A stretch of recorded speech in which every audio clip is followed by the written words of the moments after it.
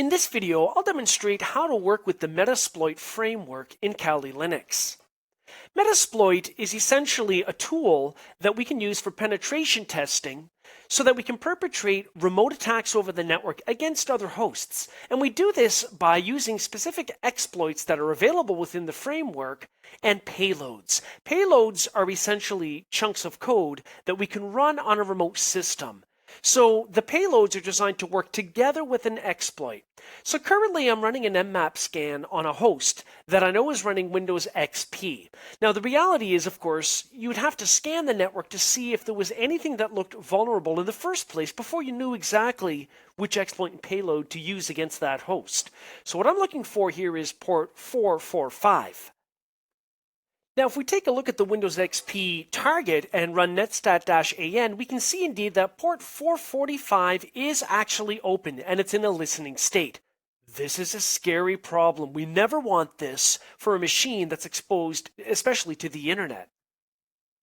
So what now? Well, we're going to clear the screen and we're going to type MSF console to get into the Metasploit framework command line console.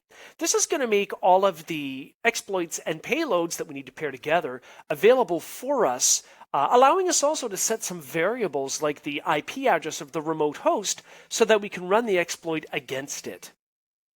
Now that we're in the MSF interactive prompt, the first thing we can do is type show exploits to get an idea of how many of these exploits are actually there. So you need to have a sense of which exploit you want to use, and that can be done with some very basic searching or through experience in using the Metasploit framework. So we can see the list that is scrolled by of various exploits that are available, and especially related to Windows and VNC and client buffer overflows and so on. At the same time, we could also type show payloads to see the payloads that are available that we would pair with those exploits. And remember that payloads are essentially pieces of code that we actually would end up running on a remote system when we exploit it.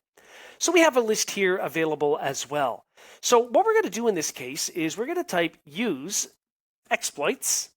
And in our example, we want to take advantage of port 445, which is the SMB or server message block port that we saw was available on that host. So we're going to use exploit/windows/SMB, and with a bit of research, we can figure out exactly which exploit we need to use, which I've already gone and done. So I'm going to go ahead and enter it here, and I'll press enter. And it puts me into that exploit, so I'm ready to work with it.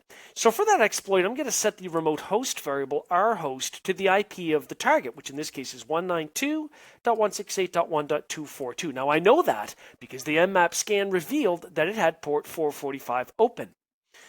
Okay, so now that that's done, I'm going to set the appropriate payload to pair with that exploit. So set payload. Again, this requires a bit of research ahead of time unless you're used to using these all the time already. So I'm going to put in the path for that. I'm going to use reverse_TCP. And now that I've already set my remote host variable, our host, I'm going to have to set my local host or lhost variable, which is going to be the IP address of the machine where I'm running this, where I want any return traffic to come back to. So I'm going to say set lhost 192.168.1.91. That is the IP address of this Linux host. I'm going to set a port too, so set L port, let's say 1234. And now I'm going to run the exploit by typing in exploit. The thing to be careful of with this is to be patient.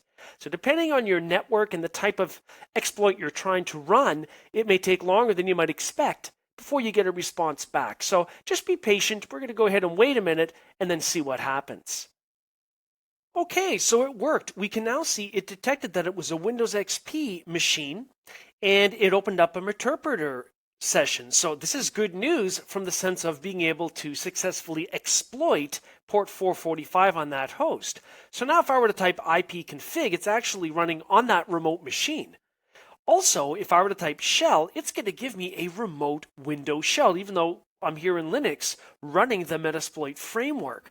So from here, I can do pretty much whatever I please on that Windows host. I can get files there, delete files, poke around, and so on. In this video, we took a look at how to work with the Metasploit framework.